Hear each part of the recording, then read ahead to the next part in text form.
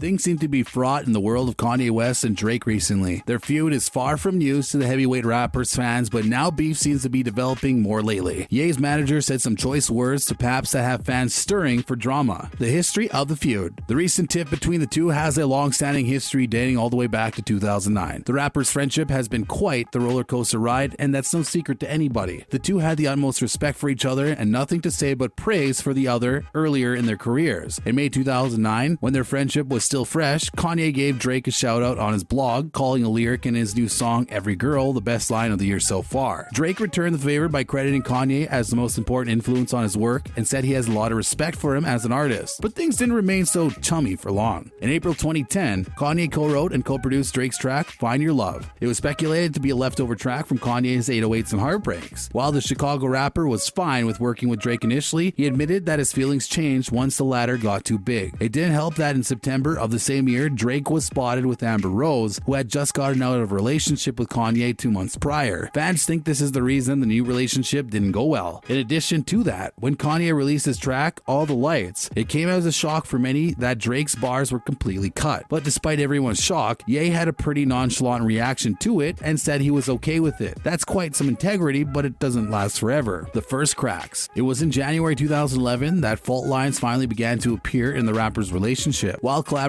with Lil Wayne on a record, Drake threw some jibes at Kanye and his collaboration with Jay-Z, implying that their idea to collaborate came from copying him and Lil Wayne. But even that didn't manage to stir much controversy though, but Drake wasn't done yet. In October that same year, he took a few more cracks at the man he credited as his greatest influence. He said that while Ye had been his central influence when he was younger, he now saw him as a competitor and wanted to surpass him in all ways. He wanted to be bigger and better than Kanye West. Drake had quite the appetite for drama though, as later that year, he made another jibe at Kanye during his cameo in DJ Khaled's I'm On One. He rapped the line, "I'm just feeling like the throne is far from the taken, watch me take it," which was an obvious reference to his song with Kanye called Watch the Throne. He was letting Kanye know that he was coming for his crown, so the competition was in full swing. Things got better. A full 2 years later, it seemed that things were getting better. Easy's surprise appearance at Drake's OVO Fest in Toronto certainly seemed to hint at amends between the two. Kanye admitted that Drake's rise inspired Watch the Throne and that the latter's drive and push made it possible. Drake also admitted that he and Kanye hadn't spoken a very long time and a lot of stuff had built up. Even when Rolling Stone magazine published an interview with Drake that could have caused a lot of bad blood, both rappers refused to take the bait. It reported Drake to have said that Kanye's I'm In It had some bars that he found questionable, which the rapper denied later when the interview was published. Kanye, so far the coolest cucumber regarding all these jibes, responded on stage in New Jersey by declaring his love for Drake and accused Rolling Stone of always trying to pit people against each other. But that doesn't mean Drake stopped with the more playful digs at Ye. In January 2016, he released Summer 16, in which he boasted of having a bigger pool than Kanye. The latter responded in an interview to this by simply stating, "I have 3 pools," much to everyone's amusement, and we all knew he had a sense of humor and definitely didn't feel threatened by the rising rapper who planned to surpass him. Things started getting ugly. We really couldn't hope for the peace to last too long though, could we? Kanye finally broke his cool when he ranted on stage during his St. Pablo tour about DJ Khaled setting up For Free, a track in which Drake was featured too. Drake admitted to feeling disappointed and confused by his comments, especially since they were working on a collaboration together. Later, Drake, involved in some other juicy drama, also admitted to having ghostwritten for King Kanye. In 2018, Kanye released No Mistakes, which many felt contained lines in response to Drake, especially the ones accusing him of being too light-skinned. Fresh controversy came out when Kanye's collaborator, Malik Yusuf, implied that Kanye had heard the track March 14th before he heard Story of Added On. For those of you who didn't know, Pusha T's Story of Added On is what revealed that Drake had a secret son. But if Kanye heard the March 14th first, it was very likely that he could have been the person to tell Pusha T the sensitive information. Of course, Ye has always denied that he told Pusha anything, saying he has a lot better things to do than gossip about people's lives, especially Drake's. But Drake obviously wasn't coming in slow. He references Yeezy's 350 shoes in his collaboration with French Montana, and he doesn't have anything good to say about them. We'll say that. The day after the leak of this track, Kanye actually apologized to Drake for not having talked to Push about the diss track Infrared, the one that supposedly started this year's heated feud. All the while, he maintained that he never told Pusha anything about Drake's son though. Things took quite a turn in December 2018 when Kanye decided to tweet a screenshot from all the way back in 2009. The screenshot was of a text message that Drake had sent as a clearance request of his track Say What's Real. Kanye captioned the tweet, "This proves stuff faker than wrestling." In other messages, he's pretty adamant about getting an apology out of Drake for the 350 references and accused him of trying to steal food out of his kid's mouth. He went on to accuse Drake of getting people hurt, referencing to his alleged part in the fight that broke out at Push's Toronto show, for which he had apparently bought the first 2 rows. Drake didn't respond to this, but Kanye went on to tweet that Drake had finally called out and sent one final tweet that said, "By the way, not cleared." But it wasn't over yet. Ye sent out another string of tweets that claimed Drake had called and tried to threaten him. He said that since he had made that jibe about having 3 pools, Drake has been trying to mess with him. Even Travis Scott was not safe from Kanye's wrath when he accused him of having let Drake diss him on sicko mode. Kim Kardashian to the rescue. Kanye's famous loyal wife joined in on the tweet storm to defend her man. She tweeted directly to Drake to never threaten her husband again and reminded Drake that Ye was behind all his success. What's happening now? 2018 was the lowest year for Kanye and Drake's relationship. Gossip about secret kids, other rappers getting dragged in like Pusha T and Travis Scott, and Kanye has not stopped tweeting ever since. More recently, Drake's collab with Trippie Redd titled Betrayal, in which he made the mistake of calling Kanye a burnout. Kanye responded by posting the address to Drake's Toronto house online before deleting it, but the damage was done and many accused Kanye of putting Drake in danger by posting such personal information online. Although when you think about it, you could find the address through a quick Google search anyway. Recently, TMZ managed to catch Kanye's manager, Thiam, at LAX, and he made an official statement on the pair's relationship along with the status of West's feuds with other artists including Soulja Boy and Chris Brown. Thiam was pretty clear that there's nothing between Kanye and Chris Brown right now, but didn't quite answer the question for Soulja Boy. He did say though that trash talk is part of the creative process between artists. Although Soulja Boy has confirmed that he intends to drop a Kanye diss track, let's see where things go from there. As for Drake, he said things currently are cool between the famous feuders. Although he didn't fail to mention that if Drake chose to take a jab at Kanye though, things could definitely change and Kanye would feel pretty compelled to respond. Drake's Certified Lover Boy dropped on September 3rd. He mentioned some more exciting news for fans. Apparently the Donda tour is getting ready in full swing, but fans can be ready for some surprises. It seems like King Kanye has some extra tricks up his sleeve. Let's find out. And with that, we wrap up the video. Thanks for watching. We'll catch you on the next one.